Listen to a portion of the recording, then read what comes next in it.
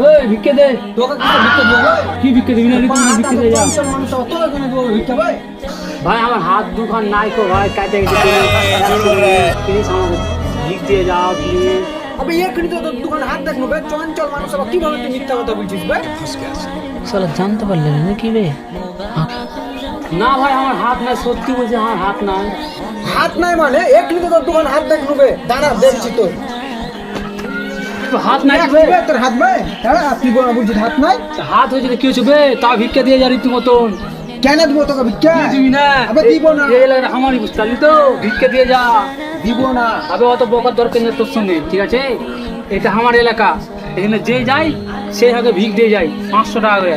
তোর কাছে একটু বেশি চাচ্ছি কিন্তু তুই বড় লোক, আচ্ছা বকালি বেশি বকারটা। আবে তোর এলাকা হোক আর তোর দাদুর এলাকা হোক, ভিক্ষা দিব না মানে দিব না, তুই গান মারা।